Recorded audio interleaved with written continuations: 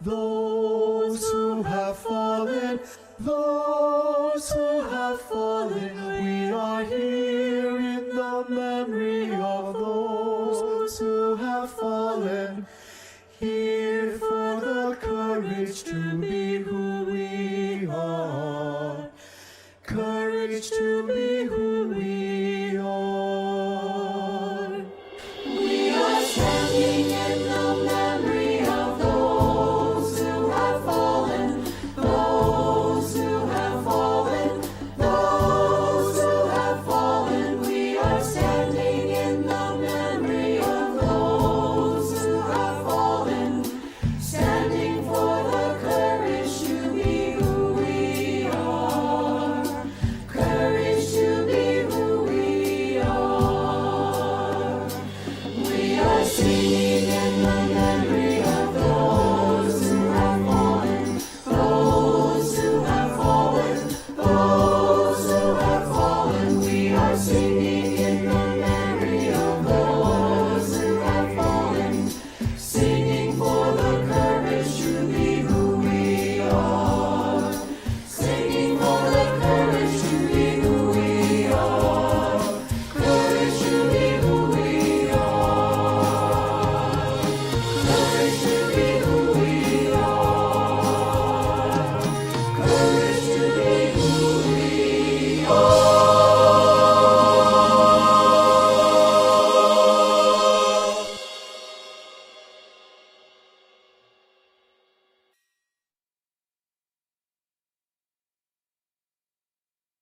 Welcome to the 13th Annual Harvey Milk Diversity Breakfast. Though we miss being able to gather together in person today, we are so glad you joined us for this virtual community celebration.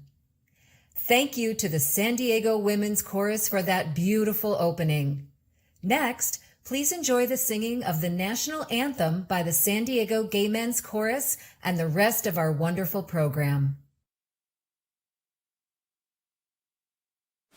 Oh, say, can you see by the dawn's early light what so proudly we hailed at the twilight's last gleaming, whose broad stripes and bright stars through the perilous fight o'er the ramparts we watched were so gallantly streaming, and the rocket's red glare, the bombs bursting in air, gave proof through the night that our flag was still there.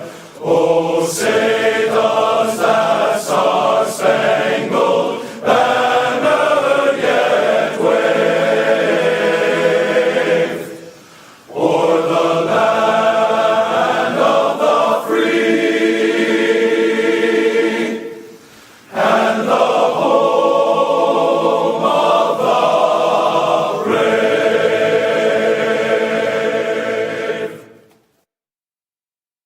Good afternoon. My name is Dr. Reverend Cecilia Caldwell of Unity Fellowship Church of San Diego, and I am honored to bring the invocation for the 13th Annual Harvey Milk Diversity Virtual Breakfast. Let us enter into a collective sense of consciousness. This consciousness embraces celebration, creativeness, commitment, continuity, and community. Allow these principles to guide our work and direct each journey that we participate in. And now, a Kumeyaay land acknowledgement.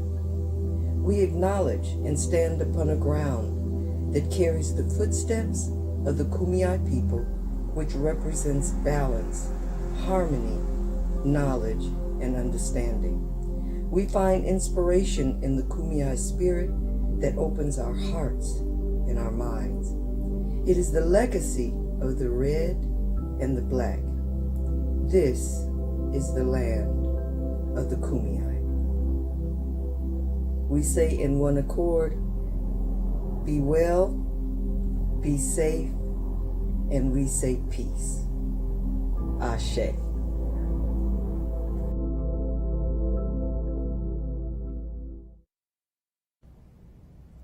Hello, I'm Todd Gloria, Mayor of the City of San Diego.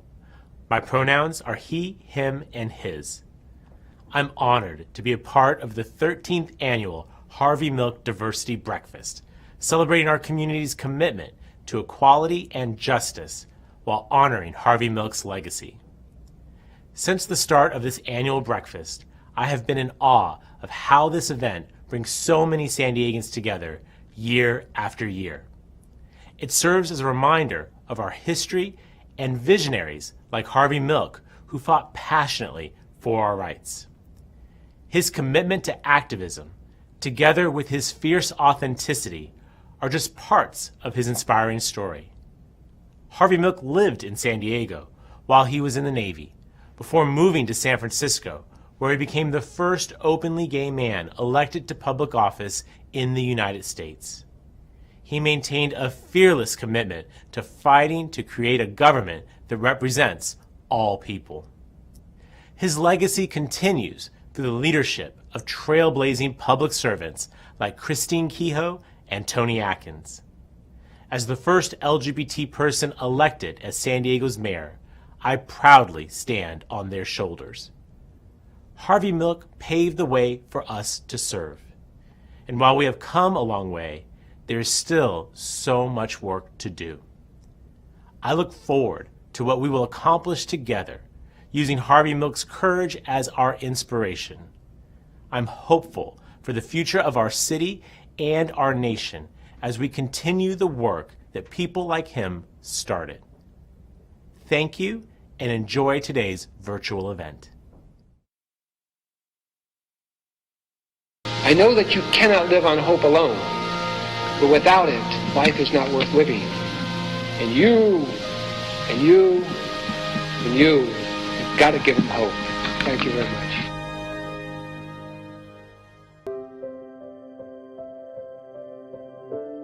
Making history in 1977, Harvey Milk was elected to the San Francisco Board of Supervisors, becoming the first openly gay man elected to public office in California. 11 months later, he was assassinated. Although he spent less than a year in office, his life and leadership serve as a first crucial stepping stone in the battle for LGBTQ equality. In response to Harvey's assassination, City Commissioner Nicole Murray Ramirez created the first award named after him, the Harvey Milk Civil Rights Award, established at the San Diego Nicky Awards. Over the years, there have been numerous efforts to memorialize Harvey, including Nicole Murray Ramirez established the Harvey Milk Student Scholarship Program of San Diego and to date has provided $200,000 in scholarships. The then-named Harvey Milk Democratic Club of San Diego County dedicated a park bench in Balboa Park. The City of San Diego's Human Relations became the first government body in California to officially endorse legislation by then-Senator Mark Leno to declare Harvey's May 22nd birthday a holiday. Harvey Milk was posthumously honored with the Presidential Medal of Freedom by Barack Obama. The first city street in the world is named after Harvey Milk by a unanimous vote of the San Diego City Council. Harvey Milk Street ends at the front door of the San Diego LGBT Community Center. After a multi-year campaign based out of San Diego, the Harvey Milk commemorative stamp was unveiled. Harvey Milk was stationed in San Diego in the 1950s while serving in the U.S. Navy. In 2016, the U.S. Navy officially named the USNS Harvey Milk as the first U.S. Navy ship to be named after an openly gay civil rights leader. In 2019, construction began. The first airport terminal in the world is named Harvey Milk Terminal 1 in San Francisco. The naming effort was the brainchild of David Campos, a former member of the Board of Supervisors.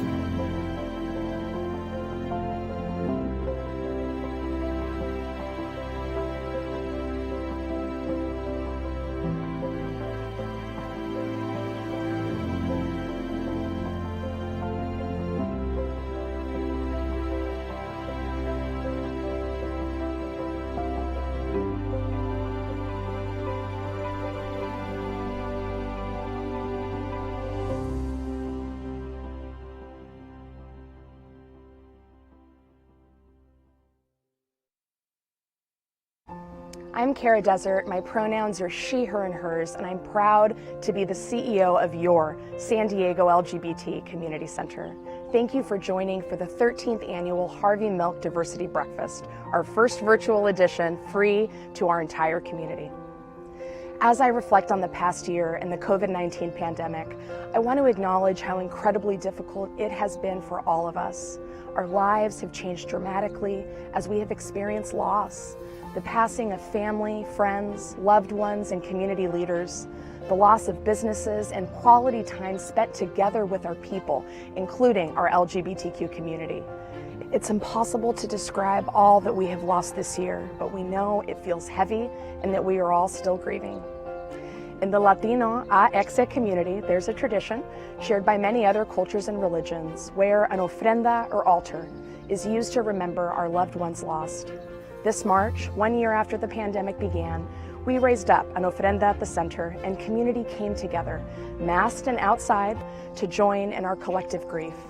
Today, we offer this virtually, and I ask you all to please join me for a moment of silence for all that we have lost this year.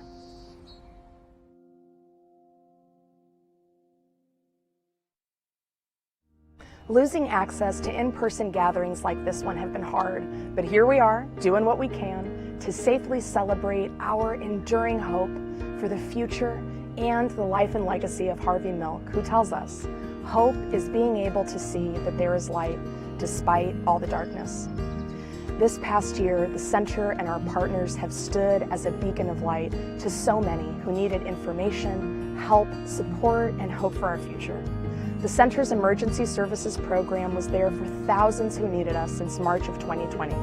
Help like our food program that serves 1,500 people per month, our 5 housing programs that provide a safe place to live to hundreds and over $140,000 in rental relief, our virtual support and discussion groups with record attendance, nearly 6,000 behavioral health services, individual and group counseling sessions, HIV testing reimagined with outdoor drive-through and walk-up options, increased resources for our Black community, and dedicated services for families, seniors, women, men, our transgender, non-binary, and Latino AX communities. We were a lifeline to youth, some with no support system at home or at school, who call us from their bathrooms with the shower running to talk with our youth services staff who understand what it's like to live with a family who is hostile to your identity. Project Trans was there to provide crucial support to transgender and non-binary folks. We flexed our collective power and made our voices heard in the 2020 census and elections. And one community member became a United States citizen on Election Day and immediately drove to the center to vote for the very first time in community.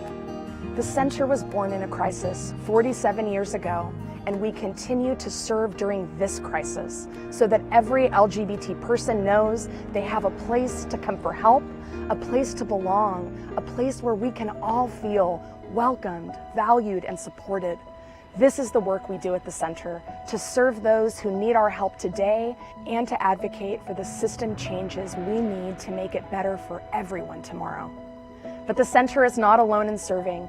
We salute our broad coalition of incredible community partners in housing, healthcare, food resources, immigration, and social justice, those working with youth and seniors as we all work to build a better San Diego for all. Partners like San Diego Pride with their vaccine pop-ups for the BIPOC and LGBTQ communities, the Imperial Court with their donations of food and gift cards, and the San Diego Black LGBTQ Coalition, who recently became a 501c3 nonprofit and are doing incredible work to serve our Black community. As we serve the urgent needs of our community, the center also works to fight hate and injustice, racism, homophobia, and transphobia that seek to divide us and hurt our beautiful, diverse community. Anti-Black racism, attacks on the AAPI community, legislation attacking transgender people, and the rollback of voting rights, the cornerstone of our democracy. All this tells us the only way to win is together, united for true justice for all of us. And all of us must include Black, brown, AAPI, transgender, non-binary, Native, and immigrant people too. In that spirit of doing all we can to create what John Lewis called good trouble, I'm thrilled by the new leadership in our LGBTQ movement at the Human Rights Campaign, at the Task Force, and the National Center for Lesbian Rights, with bold visions for an LGBTQ movement centered in racial and gender justice. Like the Center, so many of these organizations do more than provide services or advocacy. We give hope, enduring hope for our future, hope for equal rights, freedom from discrimination, and equitable treatment for all, hope for the end of racial discrimination and violence, hope for a pathway to citizenship for immigrants, hope for real community safety for an end to homelessness, hope for community members experiencing isolation, hunger, loss, and pain, hope for our collective power, and hope for an America where we the people truly means all of us. Thank you for joining us today, and thank you for your continued support for your San Diego LGBT Community Center.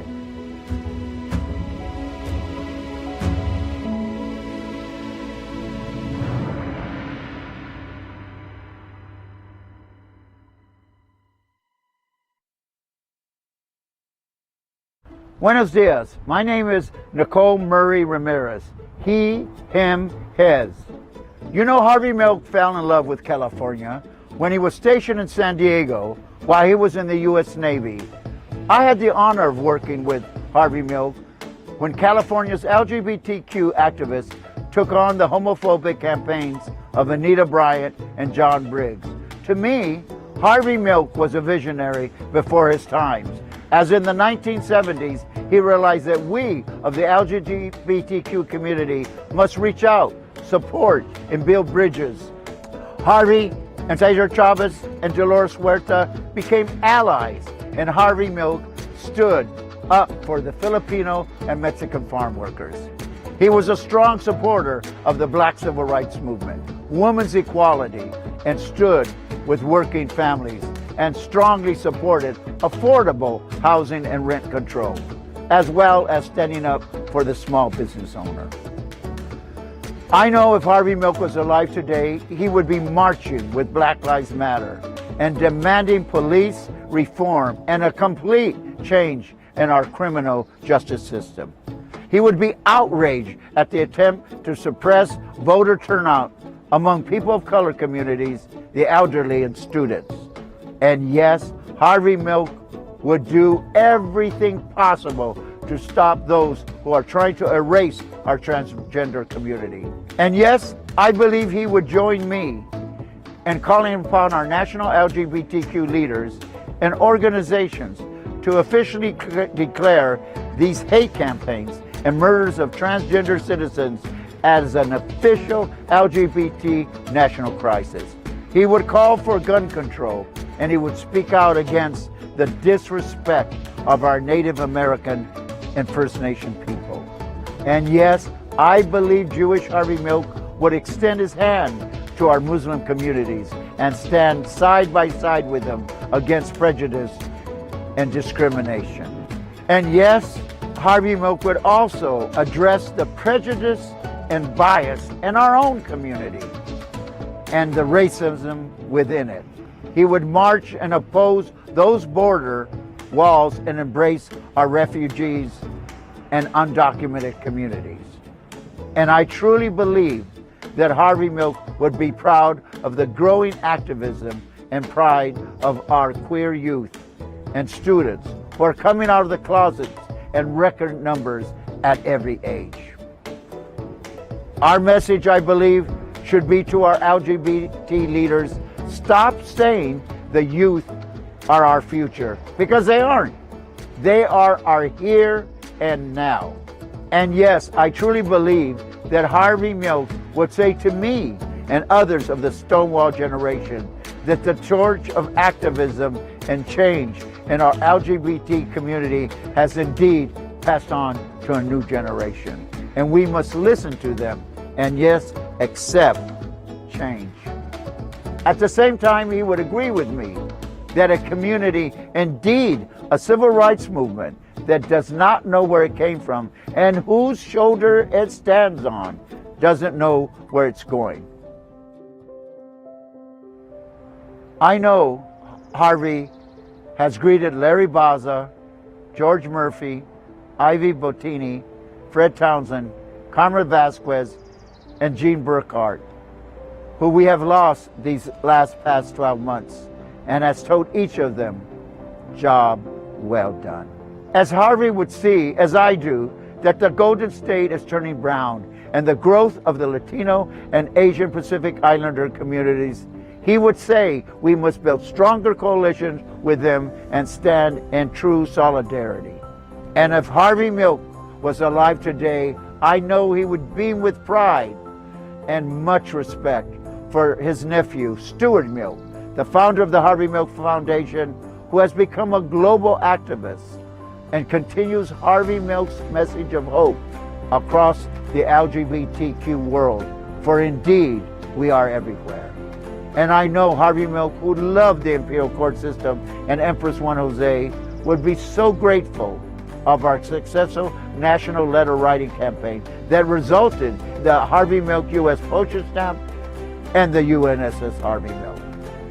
And most importantly, Harvey would remind us that the fight for equality is about continuing to be in the streets and the suites of political power.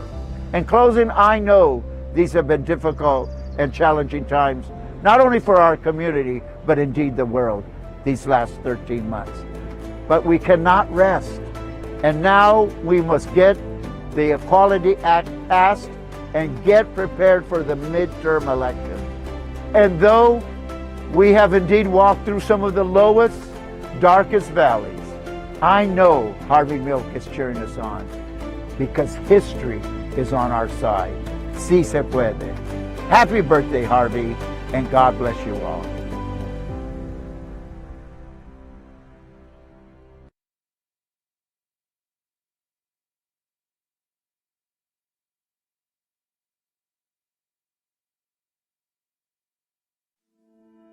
Hello everyone, my name is Ian Johnson and my pronouns are he, him, his, and I am the Director of Development for the San Diego LGBT Community Center. I want to thank you all for joining us for a very special virtual celebration of the 13th Annual Harvey Milk Diversity Breakfast. Now, while this year's celebration is of course fabulous and memorable, I am very optimistic that there is light at the end of this very long pandemic tunnel, and we will be coming together in person next year, and I, for one, cannot wait. The spirit of coalition was so vital to Harvey Milk, and we know that it is the key to our progress. The center acknowledges and thanks center supporters and the platinum level sponsor, Manpower, with Linda and Mel Katz, for their generous sponsorship of this year's Harvey Milk Diversity Breakfast. The world of work will never be the same. From the moment every job, in every industry, changed, almost overnight, it quickly showed us just how critical, how essential skills are to sustainable employment. It has proven how skills can help us endure, evolve, and even thrive in a crisis. And the world of work will never be the same.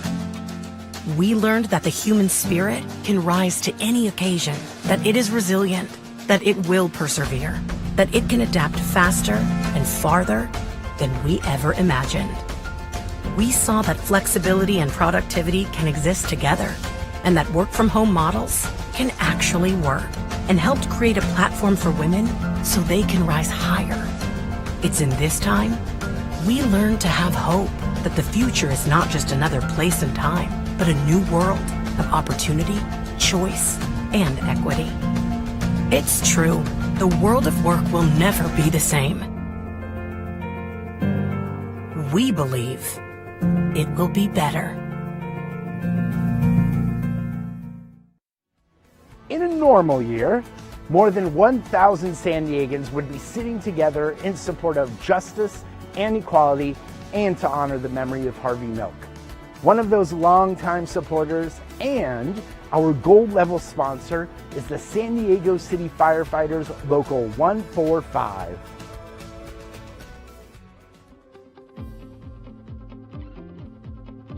It's an honor to stand before you this morning at the Harvey Milk Breakfast to support the wonderful work that the center is doing. On behalf of over 900 firefighters that believe diversity is the key to successful public service, we're honored to be here this morning. I'm a San Diego City firefighter, and I stand with the center. I'm a San Diego City firefighter, and I stand with the center. I'm a San Diego City firefighter, and I stand with the center. I'm a San Diego City firefighter, and I'm proud to stand with the center and support my community.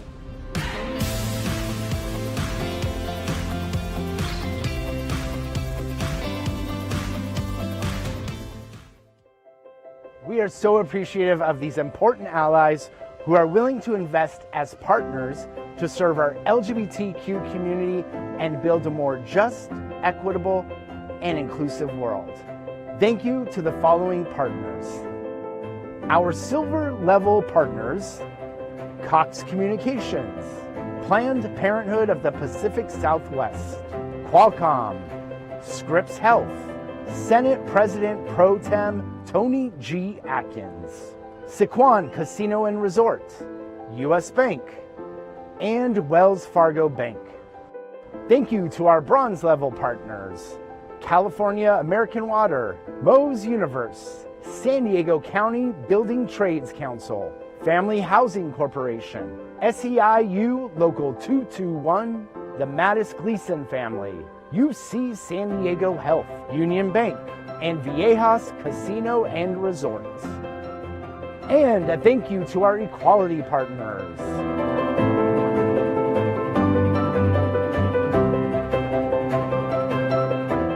Thank you to these generous sponsors and all of our center supporters.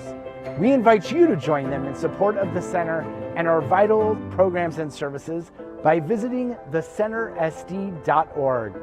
Thank you all so much.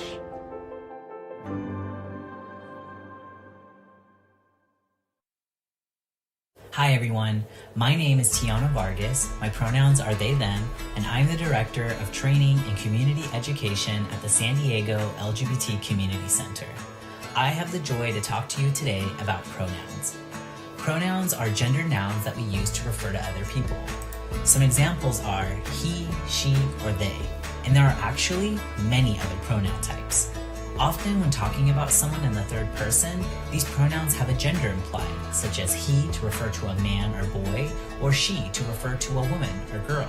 But these associations are not always accurate. Now take a minute to think about what your own pronouns might be. Assigning pronouns to people is often a silent, subconscious process.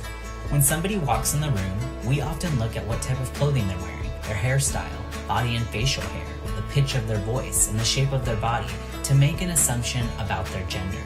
We then apply language to describe them. We use she, he, or even they to refer to them. But the truth is, we can't tell what someone's gender is just by looking at them. There are many different gender identities that go beyond just men and women.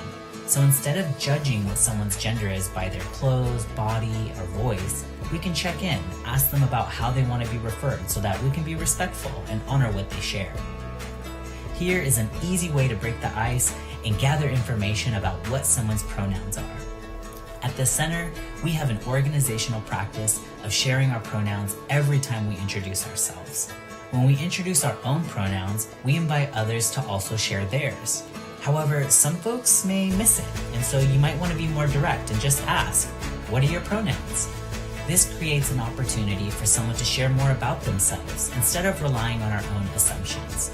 Anytime you're unsure, just ask. Whoops, someone doesn't get it. What do I do? This is an exciting opportunity to teach someone else about pronouns. Allyship is defined by actions, and so this is an opportunity for education. Some folks may be wondering, what if someone gets upset? What if they think I'm asking them if they're gay or transgender? First, there is nothing upsetting about being gay or trans. This is a cause for celebration, not shame. However, asking what somebody's pronouns are is not a LGBTQ question. You are not asking if someone is gay or trans. We all use pronouns, and you can assert that you're asking because you want to address them correctly and respectfully. And sometimes we make mistakes. I'm non-binary and use they, them pronouns, and I make mistakes too. I am always so grateful to be corrected, and I want to share a technique that you can utilize when you make mistakes too. I want to introduce you to the ACM technique. Acknowledge, correct, move on. I'll tell you from personal experience, there's nothing worse than when someone makes a mistake and profusely explains why they can't get pronouns right. So when you get someone's pronouns wrong, do your best not to make it about yourself. Acknowledge you made a mistake, use the correct pronouns, and move on. Keep it pushing. You might be chatting with a colleague, at dinner with a friend, and you notice that who you're talking to is using the wrong pronouns for someone. So let's say they're talking about me. You hear them say, "Oh, I know Tiana. He works for the center. He made a pronoun video." We don't want to let this slide. We must correct people every time they get it wrong. We can do this kindly and briefly. Here are some examples about how to correct someone. We want to assume good intentions, but sometimes people need to have a more thorough conversation about pronouns and why they're important. An individual's pronoun expression, or even the decision to avoid them altogether, is a very important reflection of a person's identity. Respecting pronouns is a part of creating a supportive and accepting environment, which impacts well-being and reduces suicide risk. Research has shown that trans youth with affirming families that consistently use the correct pronouns reported higher levels of self-esteem and overall health. The importance is just as true for adults. Honoring the language people use for themselves is a way to take care of each other. Thank you all for your time and attention. I hope this short presentation encourages you to engage with pronouns more openly, because together we can create a cultural shift to normalize conversations about pronouns. If you have any questions or you want to consider us for your training needs, please reach out. Hello, everyone. I'm California State Senate President Pro Tempore Toni Atkins, and I'm so happy to join you virtually for the 13th Annual Harvey Milk Diversity Breakfast. We may not have been able to celebrate Harvey's memory together last year, but his spirit has been strong in the work that we have done in the face of this pandemic. The Center has continued to ensure that our LGBTQ community members have had access to the vital services and support they so desperately need. Services like emergency and permanent housing programs, food assistance, healthcare access, HIV and COVID testing, behavioral health services, and pivoting essential support programs online so that nobody has had to feel alone during these trying times. You never stopped giving, because our community is no stranger to losing friends, family, and beloved community members to a devastating health crisis. Harvey's words ring especially true today. You got to give them hope.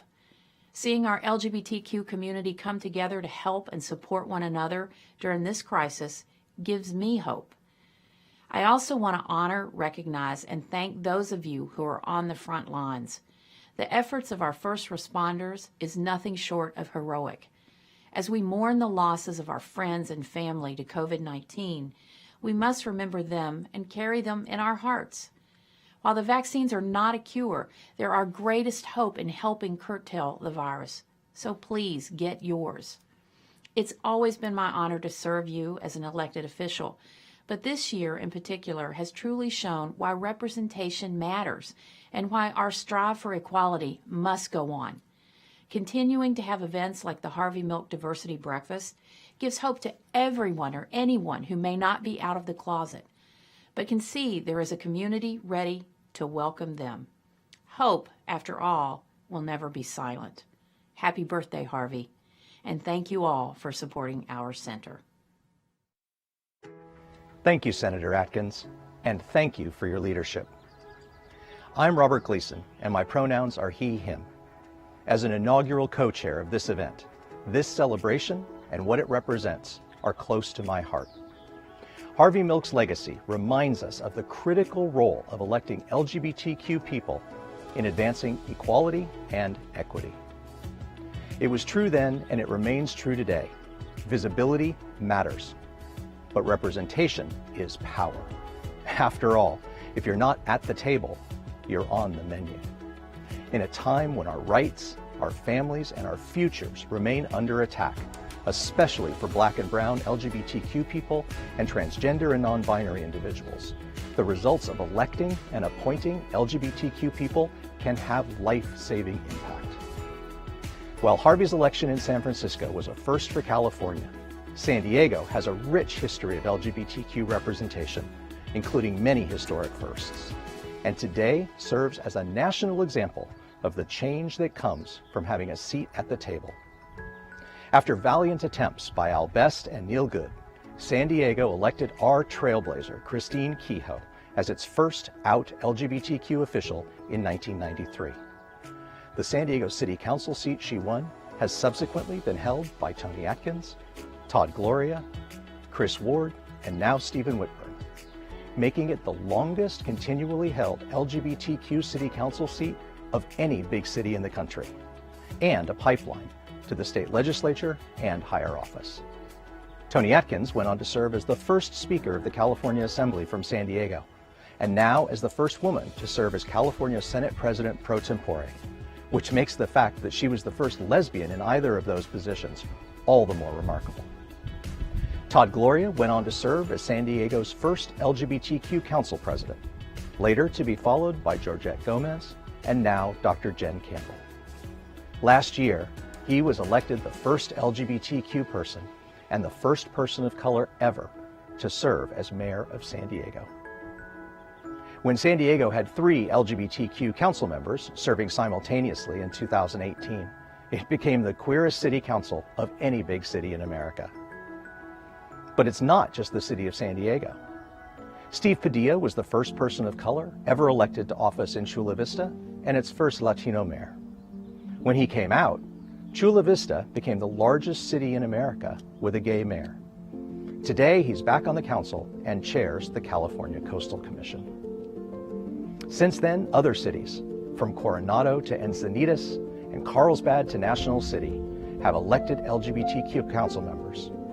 And the County of San Diego has elected 2 LGBTQ county supervisors, most recently, Tara Lawson-Remer. And there's more, much more. LGBTQ individuals have been elected to other offices all across the county, from school boards to college boards to planning boards.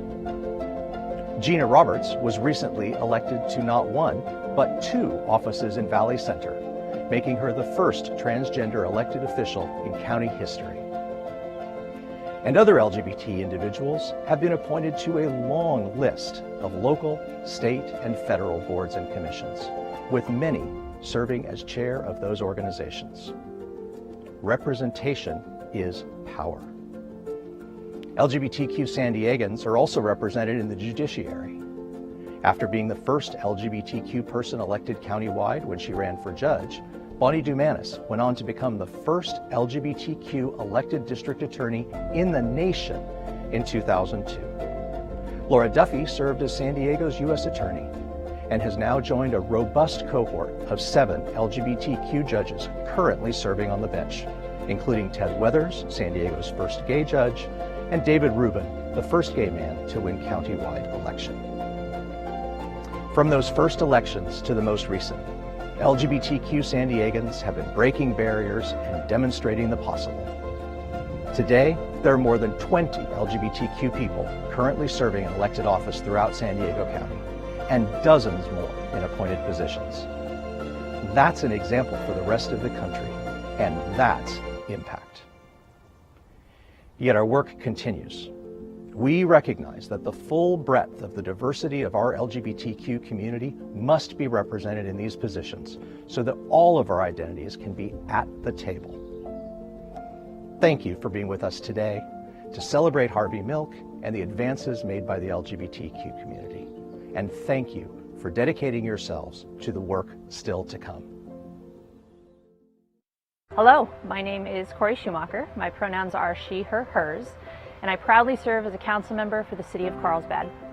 Today, I am honored to be a part of the Center's 13th annual Harvey Milk Diversity Breakfast, uplifting local LGBTQ grassroots work that has made a real impact in this challenging year. Our first honoree receiving the Harvey Milk Community Service Award is the San Diego Black LGBTQ Coalition, and accepting this award is their Vice President, Ronald Epps. Founded in 2015 by Dwayne Crenshaw, the coalition and its members have been hard at work to realize its vision of a strong, sustained, and connected Black LGBTQ community in San Diego. This is a volunteer-run organization which has been shepherded over the years by members of the Black LGBTQ community, all contributing to its growth and impact. This past year, the Coalition made tremendous strides toward their vision, including ushering the 2021 Coalition Cabinet and achieving their status as a 501c3 nonprofit organization.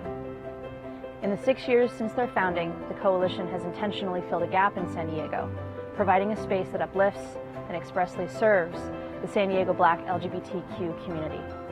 I am honored to present Ronald with this award on behalf of the Coalition and look forward to their ongoing leadership in our San Diego community. Hi, it is an honor to be here accepting this award on behalf of the Coalition. We would like to thank the Center for bestowing this accolade on us. While we appreciate this award, we know that there is still much work that needs to be done.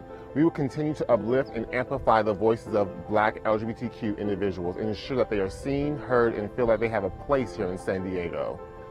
It is up to all of us as a community to make sure that everyone is represented, and we ask that you continue to support us, partner with us, and engage with us on our mission. Thank you. Our second awardee receiving the Harvey Milk Community Service Award is Take What You Need, a grassroots program that was started during the pandemic, distributing free food to those in need. Accepting this award is Darnell Williams, founder of this critical food resource program.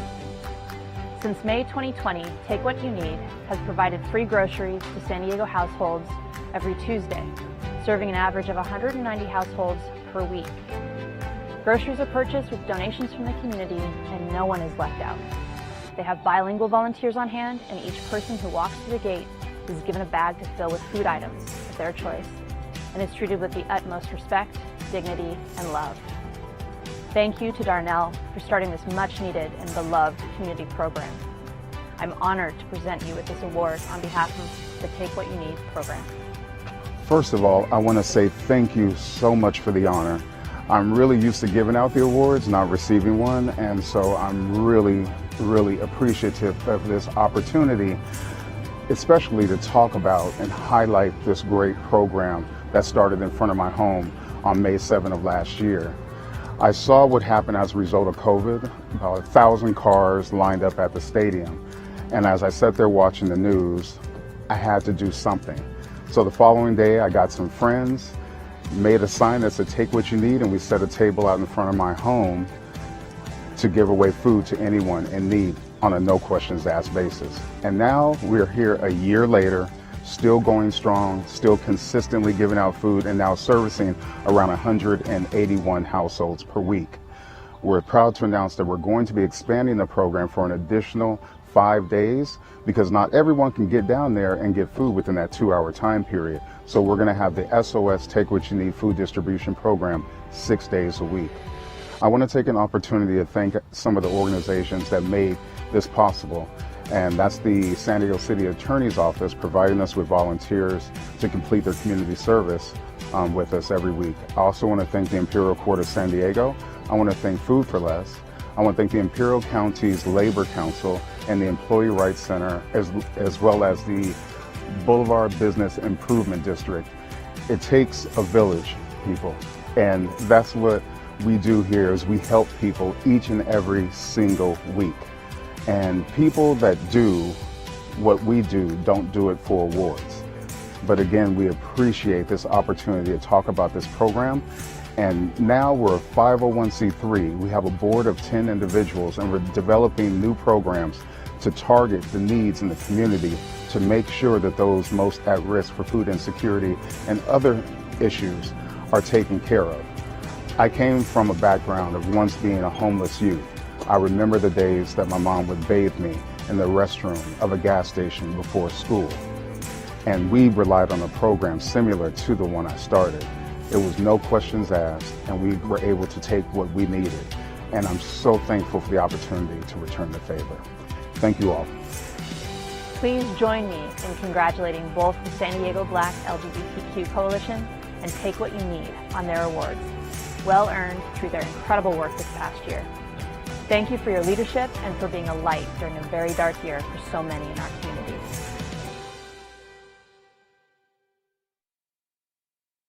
If you are not personally free to be yourself, and that most important of all human activities, the expression of love, then life itself loses its meaning. To the girl I used to be before quarantine, you were so lovely yet bittersweet. You followed the rules of a good girl. You listened to what you were told. Bit your tongue when you disagreed. Lived life seeking approval. Walked out in a dress when a suit would have felt best. Wore heels because you were told that that is what others expect. You were presentable in the way that others liked, not in the way that you loved. To the girl I used to be before quarantine, I don't blame you for having listened when you were conditioned to obey.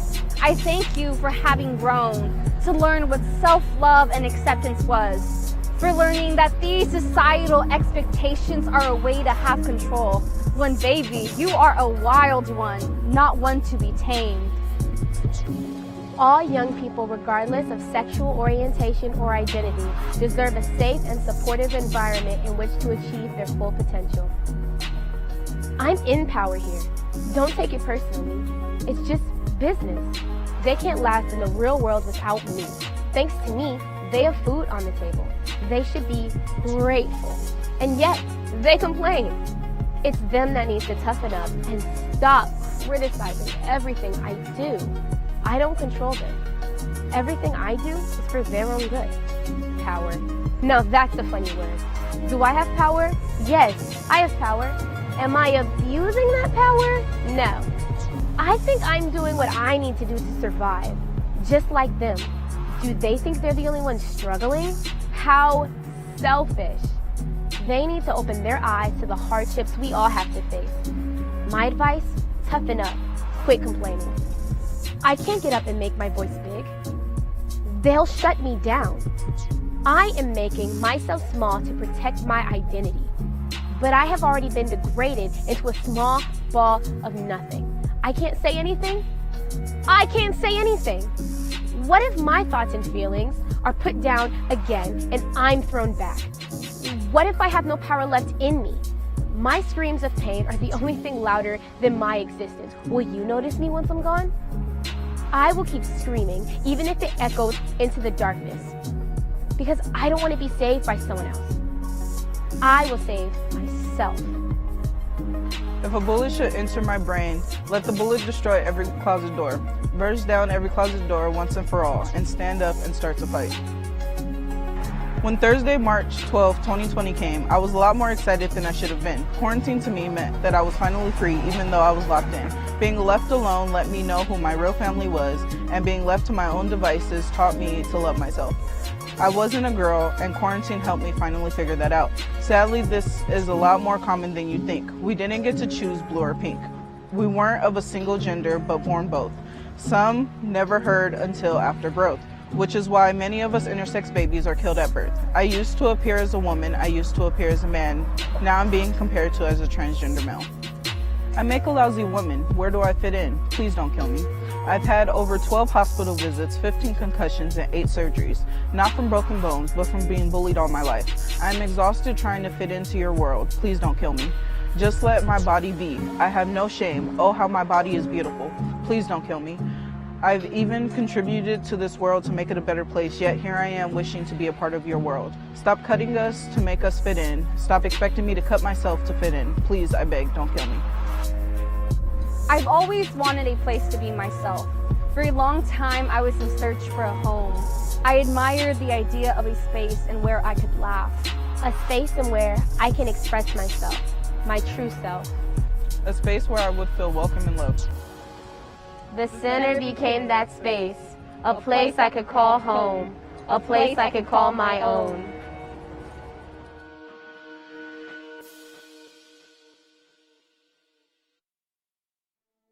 Hello, my name is Ricky Brown, board member of the Imperial Court de San Diego, and my pronouns are she and her. And it's my pleasure to present the Imperial Court de San Diego Harvey Milk, Nicole Murray Ramirez LGBTQ Student Scholarships to 2 outstanding students, Stephanie Alfonso and Alicia Crawford. Stephanie Alfonso, pronouns she and her, is a Latinx individual who's a first-generation student and second-generation immigrant from Durango, Mexico. She has a passion for global health and wants to pursue domestic and international field research, attend grad school, and earn an MD to PhD.